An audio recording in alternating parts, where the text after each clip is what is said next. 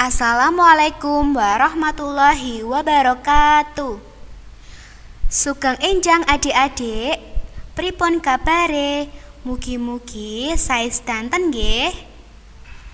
Semester kali niki dinten Jumat dipun pelajaran basa Jawa. Kepanggih malih kalih Bu Yuni sareng Bu Berli. Adik-adik sampun siap sinau sedaya to? Pelajarane tetep saking dalem nggih.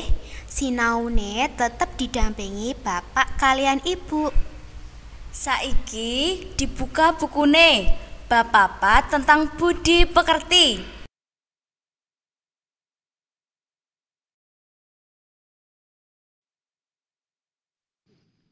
Coba saiki adik-adik buka bukune kaca 39. Sing nomor 2 nggih. Ayo dibandingake ucapane. Siji, saji, suji. Loro, loro, luru. Telu, telo, tuli. Papat, puput, pepet. Limo, lomo, lemo. Nah, saiki nomor 3. Ayo diucapake sing bener. Mirengake, miringake, mirangake. Lenggahe, lungguhe, linggihe. Mundhak, mondok, mendek. Sembrono, sembrani.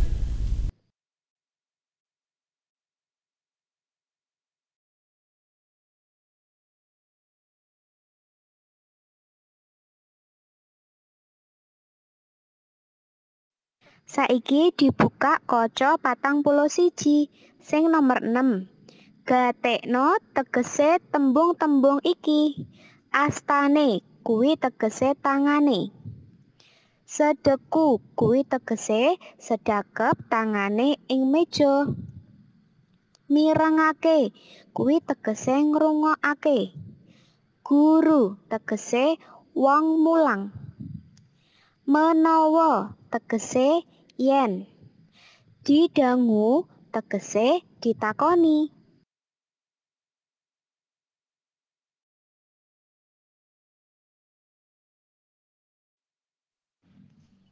Saiki dibuka kaca 43. Siji, seje, telu, telo. Astane asto. Mirengake miringake. Didangu, dodoku. Lenggahe lingguhe. Ojo ajar. Sembrono sembrani. Ora, duro, loro, loro, limo, limo, sedeku, sade.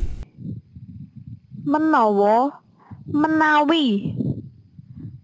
Nuli nulis. Toto tato.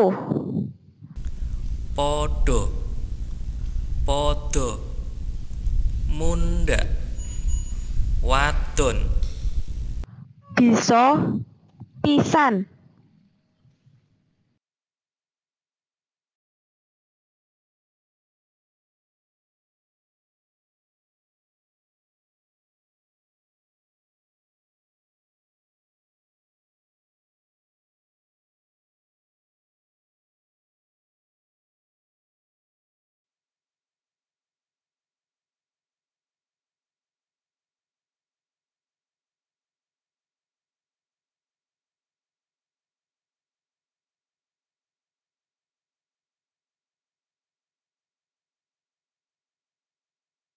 Cekap semanten, matur nuwun. Wassalamualaikum warahmatullahi wabarakatuh.